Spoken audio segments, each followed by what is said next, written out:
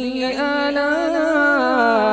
ربكما تكذبان هل جزاء الإحسان إلا الإحسان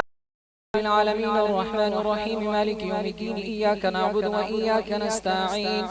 اهدنا الصراط المستقيم صراط الذين أنعمت عليهم غير المغضوب عليهم ولا الضالين الرحمن علم القرآن خلق الإنسان علمه البيان الشمس والقمر بحسبان والنجم والشجر يسجدان والسماء رفعها ووضع الميزان ألا تطغوا في الميزان وأقيموا الوزن بالقسط ولا تخسروا الميزان والأرض وضعها للأنام فيها فاكهة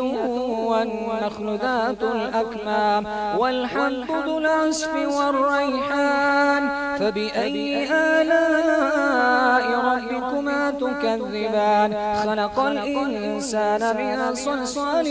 كالفخار وخلق الجان من مارج من نار فبأي آلاء ربكما تكذبان رب المشرقين ورب المغربين فبأي آلاء ربكما تكذبان مرج البحرين يلتقيان بينهما برزخ لا يبغيان فبأي آلاء ربكما تكذبان يخرج منهما اللؤلؤ والمرجان فبأي آلاء ربكما تكذبان وله الجوار المنشآت في البحر كالأعلام فبأي آلاء ربكما تكذبان كل من عليها فان ويبقى وجه ربك ذو الجلال والإكرام فبأي آلاء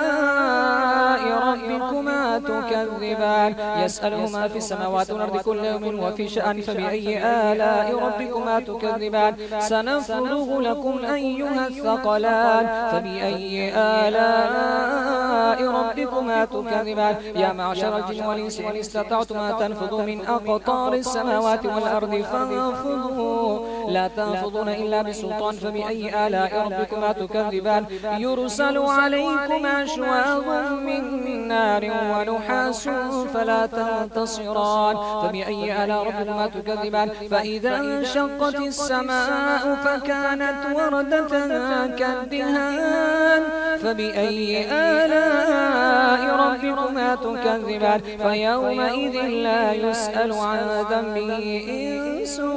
ولا جان فبأي آلاء ربكما تكذبان يعرف المجرمون بسيماهم فيؤخذ بالنواصي والأقدام فبأي آلاء ربكما تكذبان هذه جهنم التي يكذب بها المجرمون يطوفون بينها وبين حميم آن فبأي آلاء ربكما تكذبان ولمن خاف مقام ربه جنتان فبأي آلاء ربكما تكذبان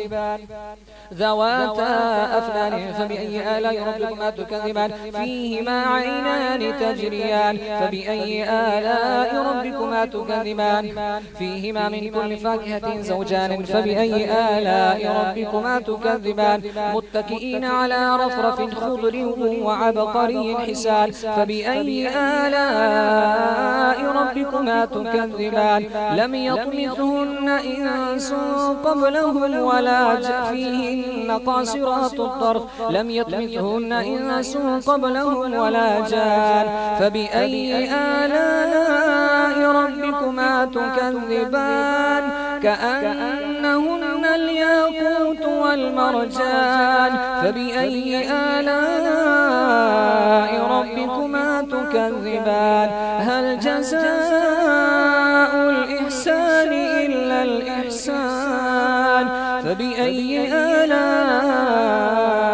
ربكما تكذبان ومن دونهما جنتان فبأي آلاء ربكما تكذبان مدهامتان فبأي آلاء ربكما تكذبان فيهما عينان نضاختان فبأي آلاء ربكما تكذبان فيهما فاكهة ونخل ورمان فبأي آلاء ربكما تكذبان فيهن خيرات حسان فبأي آلاء ربكما تكذبان حور